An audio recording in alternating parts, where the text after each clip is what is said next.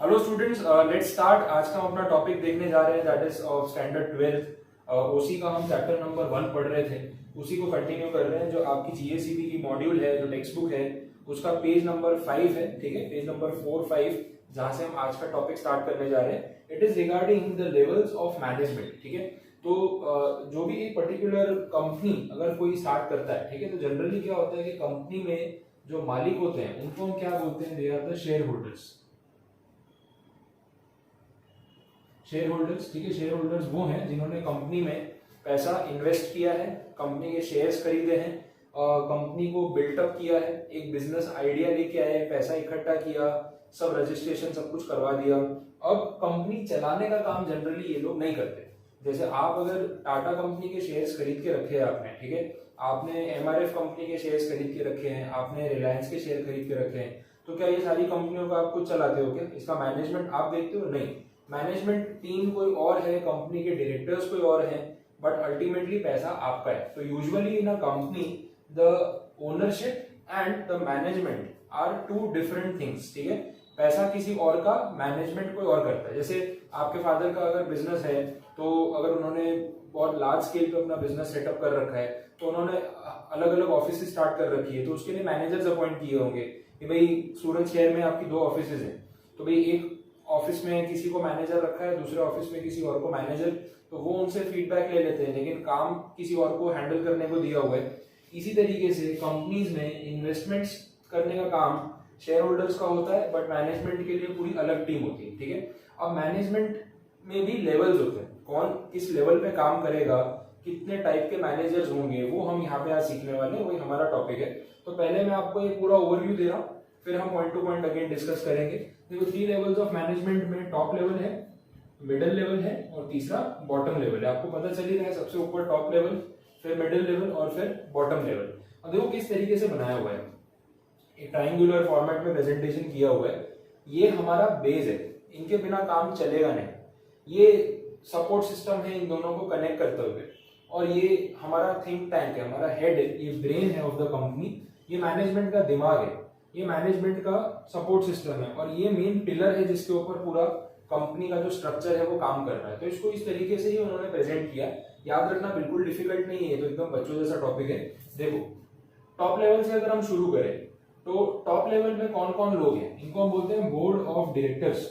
सबसे top priority पे जो सबसे सीनियर मोस्ट मैनेजमेंट टीम होती है कंपनी की, उसको हम बोलते हैं board of directors. Share holders इनको अपॉइंट करते हैं और इनको बोलते हैं अब कंपनी को चलाने की जिम्मेदारी आपकी।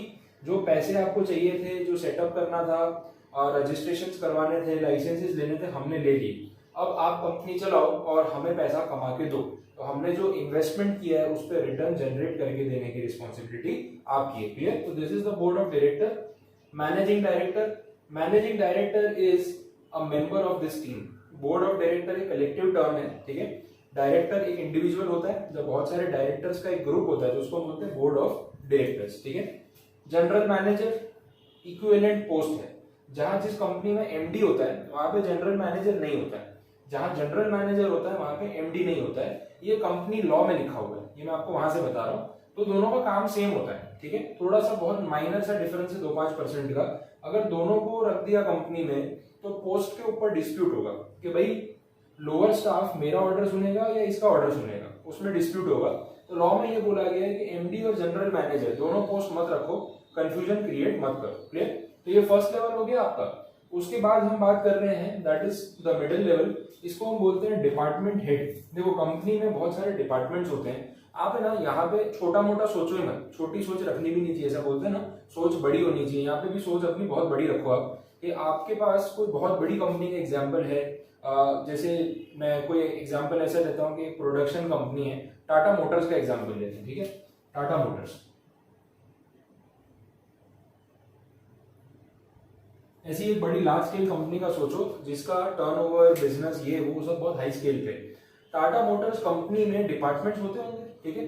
कभी कोई फैक्ट्री आपने देखी हो, कभी कोई बड़ी कंपनी का ऑफिस देखा हो, तो हर चीज का एक अलग डिपार्टमेंट होता है। जैसे ये लोग गाड़ियां बनाते हैं, तो गाड़ी बनाने के लिए raw material, component, electric system, कुछ चीजें खरीदते भी होंगे। अच्छा, कुछ चीजें ये लोग खुद बनाते होंगे गाड़ी में फिट करने के लिए। तो इनका एक परचेज डिपार्टमेंट होगा रॉ मटेरियल कंपोनेंट्स का, रॉ मटेरियल आता है तो उसको रखते कहाँ होंगे, जहां जगह मिली रख दिया क्या, नहीं, एक एक इन्वेंट्री का हिसाब होता है, हर चीज को चेक करके नोट डाउन करके प्रॉपरली लॉक्ड प्रीमाइसेस में स्टोर किया जाता है। तो स्टोर कीपर वेयरहाउसिंग डिपार्टमेंट होते हैं। तो आप अभी अगर मैं आपको नाम लिखवाऊंगा तो इतने सारे डिपार्टमेंट यहाँ पे निकलेंगे, आप सोचोगे इतना सब होता है कंपनी में। देखो जो जो याद आता है लिखते जाते हैं। एक है रॉ मटेरियल के लिए डिपार्टमेंट, जिनका काम है रॉ मटेरियल को ऑर्डर करना। एक है storage warehousing, storage of raw material, फिर बाद में स्टोरेज ऑफ फिनिश गुड्स, वो भी आता है। अच्छा, फिर एक प्रोडक्शन डिपार्टमेंट भी तो होगा, गाड़ियां बनती भी तो होंगी, प्रोडक्शन, इसको असेंबलिंग भी बोलते हैं।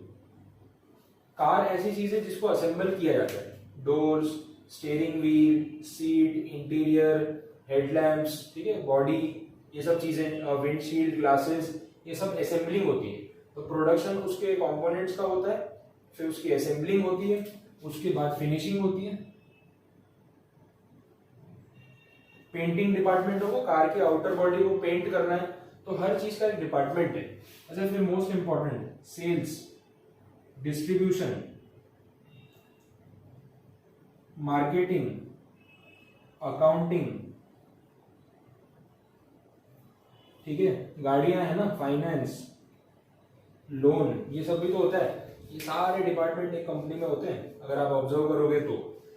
सेल्स, गाड़ी को बेचने का शोरूम, डीलरशिप, डिस्ट्रीब्यूशन, डीलर्स के शोरूम तक गाड़ियां पहुंचाना, वो बड़े बड़े ट्रेलर्स होते हैं, आपने हाईवे पे देखा होगा, वो multi storey multi level trailers होते हैं, मतलब नीचे भी उसमें गाड़ियां होती हैं, ऊपर भी गाड़ियां होती है, 3-3 लेयर होती है, उतना ऊंचा ट्रेलर होता है, उसके अंदर गाड़ियां उन्होंने चढ़ाई होती है और फिर उसको लेके जा रहे होते हैं। मारुति कंपनी के ट्रेलर तो मैंने ऐसे बहुत बार हाईवे पे देखे हैं।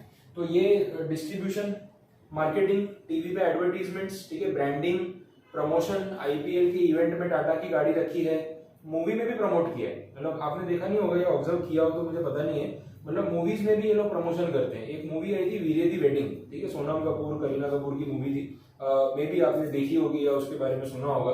उस मूवी में टाटा मोटर्स ने टाई अप किया हुआ था और तब उनका कोई नया मॉडल कार का लॉन्च हुआ था, उन्होंने उसके साथ उसका प्रमोशन किया और वो मूवी के अंदर टाटा कंपनी की ही गाड़ियां चलाते हुए उनको दिखाया गया, जो मेन एक्टर्स हैं, ताकि कार प्रमोट हो, ठीक है। तो इस तरीके से प्रमोशनल एक्टिविटीज करते हैं, ये मार्केटिंग टीम का काम है। इसके बाद अकाउंटिंग डिपार्टमेंट, हिसाब किताब तो देखना होगा। अच्छा, लोग कार लेते हैं तो यूजुअली लोन पे लेते हैं, तो फाइनेंस की फैसिलिटी बैंक वाले तो प्रोवाइड करते ही हैं, बट ये लोग अपना प्राइवेट फाइनेंस भी प्रोवाइड करते हैं, जिससे इनको भी पैसा कमाने को मिले और इंटरेस्ट भी ये लोग अच्छा खासा चार्ज करते हैं, कितनी बार अच्छी स्कीम भी देते हैं। तो फाइनेंस का भी डिपार्टमेंट होगा। ये सारे डिपार्टमेंट्स अलग अलग हैं, अपना अपना काम करते हैं। जो डिपार्टमेंट प्रोडक्शन करता है उसको अकाउंटिंग से मतलब नहीं है, जो डिपार्टमेंट फाइनेंस करता है उसको गाड़ी के पेंटिंग से मतलब नहीं है। क्लियर हो रहा है? तो इन सब डिपार्टमेंट्स को इंडिविजुअली अपना अपना काम पता होना चाहिए और ठीक से करना आना चाहिए। तो इन डिपार्टमेंट्स को कौन कंट्रोल करेगा, उसके लिए रखे जाते हैं डिपार्टमेंटल हेड्स, ठीक है। तो इसमें बोलते हैं प्रोडक्शन, सेल्स, परचेज, जितनी भी चीजें हैं सबका एक एक मैनेजर होगा, ठीक है। Production manager, sales manager, accounts manager, finance manager, ठीक है, assembling line manager, production line manager, इस तरीके advertisement, distribution manager, logistic manager, ऐसे सब नाम होते हैं। तो they are the department heads. Clear? अब ये मिडिल लेवल पे है। इसके बाद बॉटम लेवल पे आता है वर्किंग स्टाफ, जो एक्चुअली में काम कर रहा है प्रोडक्शन का, जो एक्चुअली में सेल्स मार्केटिंग करने जाता है, जो एक्चुअली में अकाउंटिंग में क्लेरिकल काम कर रहा है। क्लियर हो रहा है? तो ये सब डिपार्टमेंट्स में जो मैनेजर के नीचे के लेवल के है ना, वो सारे इस कैटेगरी में है। एक्चुअली में वर्किंग, जो मजदूरी, मेहनत मजदूरी बोलते हैं ना, वो ये करते हैं। इनसे ये मेहनत मजदूरी ये करवाते हैं और इनको क्या करना है, इनसे क्या काम लेना है, वो इनको सिखाता कौन है? थिंक टैंक, दिमाग कंपनी का, स्ट्रेटेजी बनाने का काम ये लोग करते हैं, डिसीजंस लेने का काम ये लोग करते हैं, वो डिसीजंस के बारे में इनको समझाया जाता है और जो इनको ऑर्डर दिया है वो काम ये लोग इनसे करवाते हैं। That is the process. अच्छा, अब जब कोई भी स्ट्रेटेजी बनती है कंपनी में, डिसीजंस लिए जाते हैं, तो ये लोग जब डिसीजन लेते हैं तो जरूरी नहीं है कि अपने मन से जो चाह कर दिया। प्रैक्टिकल डिसीजंस बहुत नेसेसरी हैं जो ये लोग इम्प्लीमेंट कर पाए और ये लोग इनसे वो काम करवा पाए। आया समझ हुआ?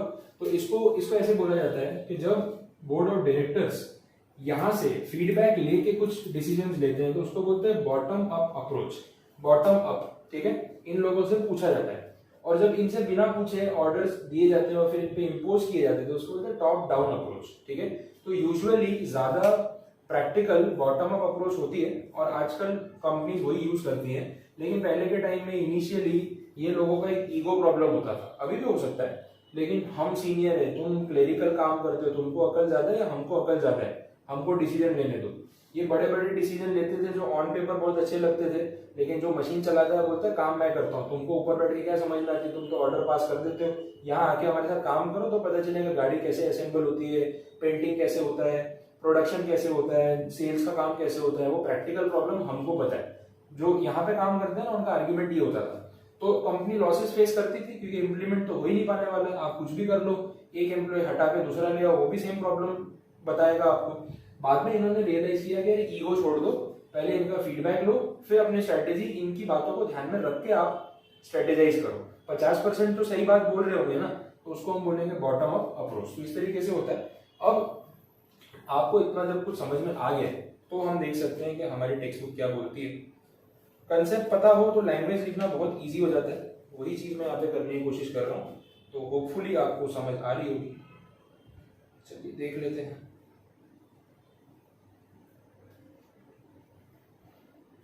आपकी टेक्स्ट बुक के पेज नंबर 5 पे आ जाओ। सेम डायग्राम आपको मिलेगा, ये आपकी बुक का डायग्राम है, एग्जाम में आप बना के भी आ जाओ, कोई दिक्कत नहीं, उल्टा अच्छी बात है। Diagrammatic presentation is good. Diagrams बनाओ, पेंसिल से बनाना, बॉल पेन से मत बनाना। अंदर जो कुछ भी लिखा है आप पेंसिल से ही लिखना। The diagram should be made with pencil only. Black pen, red pen, green pen, pink colour की पेन यूज नहीं करनी, बोर्ड में अलाउड नहीं होता है। आप बॉल पेन से लिख रहे हो, बॉल पेन से लिखो, लेकिन ये सारी चीजें डायग्राम जो होता है वो आप पेंसिल से प्रेजेंट कर सकते हो, कोई प्रॉब्लम नहीं है। और इसमें डिजाइन नहीं बनाने, यहाँ से ऐसे वो कर्ल करके वो सब वो अलग अलग जो आप करते हो ना डिजाइन बनाते रहते हो, वो डिजाइनिंग नहीं करना है। Keep it professional and clean, कोई प्रॉब्लम नहीं आएगी, ठीक है। चलो देखें, टॉप लेवल मैनेजमेंट के लिए क्या बता रहे हैं वो समझो। वही चीजें जो मैंने आपको बताई, मैं सिर्फ उनके फंक्शंस बता रहा हूँ कि ये लोग करते क्या है, मीनिंग तो मैंने बता दिया है। To lay down primary and subsidiary objectives of the business. Company का या बिजनेस का मेन मोटिव क्या है, what is the primary objective, क्यों चला रहे हैं कंपनी, वो चीजें जो है बेसिक्स सोचना, वो इनका काम है। Directors act as a trustee of the business enterprise, मतलब डायरेक्टर्स भरोसे के लोग हैं जिनको शेयर होल्डर्स ने ट्रस्ट करके अपॉइंट किया है कि आपके होते हुए हम टेंशन फ्री हैं, तो उनको अपना वो रोल निभाना आना चाहिए। It should not be the case where they are making their own personal profit at the expense of the company. They should not cheat the company, ठीक है। कंपनी को, शेयर होल्डर्स को चीट करके अगर वो अपना पैसा निकलवा लेते हैं और अपने पर्सनल प्रॉफिट्स कर लेते हैं, then there is a problem, वो उनका रोल नहीं है, ठीक है। इसको बोलते हैं fiduciary position, position of trust, मतलब आप पे भरोसा करके आपको रखा गया है, तो you are holding a fiduciary position और आपको अपना भरोसा मेंटेन करना पड़ेगा, क्लियर। चलो आगे। To select chief executive officers and higher officers and to assign them authority and responsibility, ये लोग बाकी के पूरे स्टाफ को सिलेक्शन करने का काम, रिक्रूटमेंट का काम करते हैं, ठीक है। Next, to sanction the budget prepared by different departments, ये थे ना डिपार्टमेंट्स, ये लोग और ये इनके हेड इनके पास जाते हैं, बोले यार प्रोडक्शन के लिए इतना पैसा चाहिए, सेल्स मार्केटिंग में खर्चा होता है इतना पैसा चाहिए, सैलरी करनी होती है, परचेजेस के लिए, रॉ मटेरियल के लिए इतना पैसा चाहिए, तो ये लोग बोलते हैं काम करो, लिख के एक बजट बना के दो। बजट का मतलब कितना खर्चा लगेगा ज्यादा से ज्यादा, उसका पूरा कैलकुलेशन दो हमें। एक बार अगर आपको कैलकुलेशन दोगे, हम उसके ऊपर विचार करेंगे और उसमें से जितना सही लगेगा उतना हम यहाँ पे आपको अलाउ करेंगे, सैंक्शन करेंगे। तो कितना पैसा देना है वो डिसाइड करने का काम इनका रहता है, ठीक है। Budgeting everywhere it is necessary to abide by the law and to take care of interest of different stakeholders of the business. Abide by the law मतलब to obey, to follow, ठीक है। Abide means to follow and to take care of the interest of different stakeholders. ये एक word आया stakeholders. Now exactly what is stakeholders? Stake का मतलब होता है risk, risk holders. मैंने यहाँ word लिखा था पहले shareholders, that is different था। Shareholders are a particular category of stakeholders. And we have different kind of stakeholders in the company. जिसने कंपनी को रॉ मटेरियल बेचा है क्रेडिट पे, पैसा अभी तक लिया नहीं है, क्या उसने रिस्क नहीं लिया, कंपनी को गुड्स दे दिया और पैसा नहीं लिया, उसका भी तो उसमें कॉस्टिंग लगा होगा। He is a risk holder, stakeholder. जिस बैंक ने कंपनी को लोन दिया आज के टाइम में सबसे ज्यादा रिस्क तो वही लेती है, क्योंकि कंपनी वाला कभी भी गायब हो जाता है। विजय माल्या लोन लिया हो तो पता ही ना चले लौटाएगा या नहीं। ऐसी सिचुएशन में they are also risk holders. जिन शेयर होल्डर्स ने कंपनी के शेयर खरीदे हैं वो भी रिस्क होल्डर्स है, जिन्होंने डिवेंचर्स परचेज किए वो भी रिस्क होल्डर्स है। All these people are stakeholders in the company, ठीक है। तो उनके इंटरेस्ट का भी ध्यान रखना जरूरी है कि वो क्या चाहते हैं, उनका पैसा किस तरीके से यूज हो। To take strategic decisions by making long term plans, ठीक है। लॉन्ग टर्म प्लान्स का मतलब एक विजन होता है। अब जैसे मैं टाटा मोटर्स के बारे में आपको एग्जांपल दिया, इसलिए दिया, मैं कंपनीज की स्क्रिप्ट्स के बारे में थोड़ा थोड़ा टाइम निकाल के एक बेसिक लेवल पे थोड़ा स्टडी करता रहता हूँ कितनी बार। तो मैं अभी ये देख रहा था टाटा मोटर्स के रिगार्डिंग कि दे हैड द प्लान कि जैसे ही 2020 आएगा, BS6 जो कार्बन एमिशन के हिसाब से आपने सुना भी होगा कि नए कार इंजन डेवलप करने के लिए गवर्नमेंट ने बोला था, तो उसके साथ उन्होंने प्लान किया था कि हम नए मॉडल्स लॉन्च करेंगे। तो ऑलरेडी मैंने पढ़ा कि उनके पास 10 अलग अलग गाड़ियों के मॉडल्स रेडी हैं जो मार्केट में लाने की बात कर रहे हैं, और वो भी एक राइवलरी क्रिएट करने के लिए हर दूसरी कंपनी के साथ हर सेगमेंट में। मतलब स्मॉल हैचबैक कार है तो उसमें एक राइवल, अगर SUV कार है तो उसमें राइवल, अगर मिडिल लेवल सिडान कार है, फैमिली कार है तो उसमें एक राइवल, हर लेवल पे। तो उन्होंने ऐसी 10 अलग अलग गाड़ियों के मॉडल्स, स्ट्रक्चर और जो भी है पायलट प्रोजेक्ट रेडी रखे हुए हैं ताकि मार्केट में वो एग्रेसिवली फाइट कर सके। तो इस सिचुएशन में हम बोल सकते हैं यहाँ पे कि लॉन्ग टर्म प्लानिंग करनी पड़ती है। 10 गाड़ियां को एक महीने में लॉन्च नहीं होंगी। 10 गाड़ियों को लॉन्च करने में भी करते करते 1, 2 साल, 3 साल, 4 साल लगेंगे कि अगले 5 साल में हम ये 10 मॉडल लाने वाले हैं। ये अभी से उनका विजन होता है। आपने सुना भी होगा, इतनी बार न्यूज पे पढ़ते हैं, आज 2020 है, सोशल मीडिया में कोई आर्टिकल आता है कि इस पर्टिकुलर कार का नया मॉडल आने वाला है 2022 में। तो आज ही कंपनी 2022 की बात कर रही है, क्योंकि प्लानिंग अभी से शुरू होती है। That is a long term plan, ठीक है। इसके बाद to analyse and resolve complex problems of management as per the legal provisions. Management करना इतना इजी काम नहीं है भाई। कंपनी चला रहे हो, कानूनी चीजें भी 100 तरीके की होती हैं, तो उनको भी डील करना इनका काम है। To plan for the enterprise, its implementation, to supervise it, everything, to do the functions like distribution of profit, dividend, reserve fund, reinvestment of profit, etc. Financial decisions. Company ने प्रॉफिट कमाया पूरे साल में, उस प्रॉफिट को जब number of share से divide किया तो पता चला कि पर शेयर कितना प्रॉफिट कमाया। उस चीज को हम बोलते हैं अर्निंग पर शेयर, ठीक है। अगर कंपनी मान लो 10 करोड़ रुपए कमाती है और 10 लाख शेयर होल्डर्स हैं, तो एक शेयर पे कंपनी ने 100 रुपए कमाए, पर पूरा 100 रुपए वो आपको देगी नहीं। अगर पूरा 100 रुपए बांट दिया तो बिजनेस कैसे चलाएंगे। तो कंपनी को डिसाइड करना होता है कि 100 रुपए जो पर शेयर हमने कमाए उसमें से हम कितना पैसा डिस्ट्रीब्यूट करें, जिसको हम बोलते हैं डिविडेंड, और कितना पैसा अपने पास रखें ताकि वो पैसा बिजनेस में ही वापस काम आए। दैट इज कॉल्ड री इन्वेस्टमेंट, रिटेन्ड इनकम। तो 100 में सपोज 25 रुपए आपको दे दिए डिविडेंड, आप भी खुश, 75 रुपीज बिजनेस में री इन्वेस्ट होंगे, अगले साल उससे और प्रॉफिट बढ़ेगा, नए प्लांट खुलेंगे। ऐसे डिसीजन कंपनी को लेने होते हैं, ठीक है। आगे बढ़ते हैं। To analyze the reports of different activities and to give instructions accordingly. इन लोगों से जो रिपोर्ट मिलती है उसको एनालाइज करना, स्टडी करना और फिर उनको आगे के इंस्ट्रक्शंस देना, क्योंकि आप कैप्टन हो तो आपको ये सब काम करने पड़ेंगे। मिडिल लेवल मैनेजर्स क्या करते हैं, इन लोगों के थ्रू या CEO या MD या जनरल मैनेजर के थ्रू जो ऑर्डर्स इनको मिलते हैं वो इनको फॉलो करने होते हैं, ठीक है। टू प्रिपेयर बजट वाली बात हुई थी, बजट प्रोवाइड करना होता है, same point. To formulate the policies, rules, structure for the accomplishment of enterprise objective, ठीक है। Formulate the policies, rules and structures, मतलब इनसे गाइडलाइन मिल चुका है कि आपको ये आउटपुट ऑब्टेन करके देना है। अब वो आउटपुट जनरेट करने के लिए आपको किस तरीके से काम करना है, वो तरीका आपका, पॉलिसी आपकी, रूल आप बनाओगे, आपको इनके ऊपर क्या रूल्स अप्लाई करने हैं उसमें हम इंटरफियर नहीं करेंगे, हमारे पास और बहुत काम है, ठीक है। To take necessary steps to increase efficiency and effectiveness of departmental activities. Next बोला है to make attempts to enthuse the employees of the department. Enthusiasm का मतलब होता है एक एनर्जी, एनकरेजमेंट कि हाँ काम करो, हम कर सकते हैं, अब इतना टारगेट अचीव कर सकते हैं, इतना सेल्स बढ़ा सकते हैं, इतना प्रोडक्शन कर सकते हैं, तो उनको मोटिवेट कर देना। That is the task of supervisor और the middle level management, to keep in constant touch with the officers of other departments. तो कोऑर्डिनेशन बहुत जरूरी है इनके बीच में। अगर मार्केटिंग और सेल्स वाले कुछ डेटा ही नहीं बताएंगे कि कैसी डिमांड है मार्केट में, तो ये प्रोडक्शन वाले को कितना प्रोडक्शन करना है उसको कैसे पता चलेगा। अच्छा, इसको ये नहीं पता है कि प्रोडक्शन कितना करना है, तो वो रॉ मटेरियल कितना ऑर्डर करना है वो इस मैनेजर को कैसे बताएगा? तो अगर ये मैनेजर्स आपस में एक दूसरे से कोऑर्डिनेशन नहीं रखेंगे ना, कंपनी का काम वैसे ही खत्म। आया समझ में? चलो आगे बढ़े। इसके बाद नेक्स्ट पॉइंट में to focus on the functioning of sub divisions, मतलब ये सब जो लोग हैं ठीक से काम करें उसका ध्यान रखना है। To supervise the working of the departments, get info, provide directions, pass on the info to the top level management. ये लोग बीच में एक ब्रिज है इस गैप को फिलअप करने के, ये बात हो रही।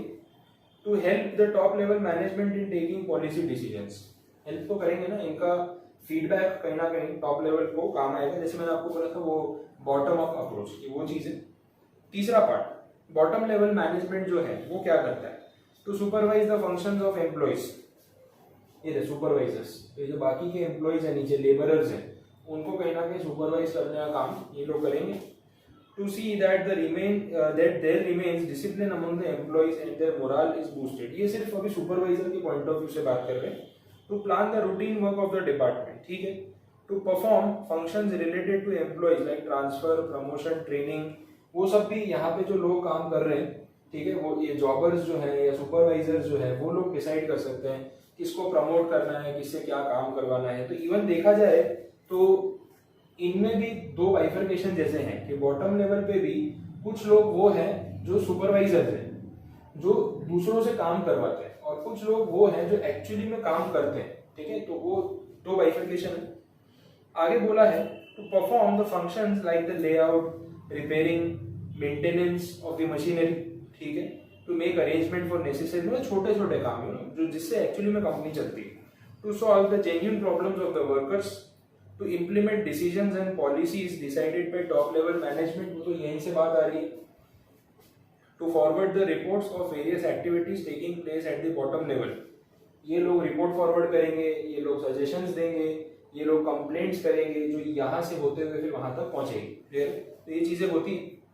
Bottom level of the management though is the lower level, still it is very important. Successful performance by this level leads to the achievement of business objectives which provides support to the entire business। ये मैंने आपको बोला था एक pillar है, अगर pillar तोड़ दोगे तो ऊपर की कितनी भी अच्छी बिल्डिंग हो तो गिर जाएगी ना, ये वैसे ही। तो अगर आप चाहते हो कि आपकी बिल्डिंग मजबूत रहे और दिखे और उसका पर्पस पूरा हो तो आपके पिलर्स बहुत ज्यादा, फाउंडेशन स्ट्रॉन्ग होना चाहिए। ये वो फाउंडेशन की बात है। जैसे अभी आप 12th में पढ़ रहे हो ना, तो आपका 11th आपका पिलर था, फाउंडेशन था। 11th में मस्ती की है ना तो ये बिल्डिंग हिल जाएगी बहुत जल्दी, बनेगी ही नहीं। और अगर 11th स्ट्रॉन्ग है ना तो ये बिल्डिंग आपकी स्ट्रॉन्ग रहेगी। बस ये वैसी ही बात है, ठीक है। अब इसके बाद पेज नंबर 7 पे ना उन्होंने डिफरेंस बिटवीन दिया है। अब अगर आपको ये समझ में आया है ना तो मैं ये सजेस्ट करता हूँ डिफरेंस बिटवीन हमेशा खुद से पहले पढ़ने चाहिए। और एग्जाम में डिफरेंस बिटवीन पूछे जाने के चांसेस ज्यादा इसलिए होते हैं बिकॉज वहां पे आप है ना फेंके नहीं मार सकते, तुक्के नहीं लड़ा सकते कि भाई चलो जो आ गया लिख दिया।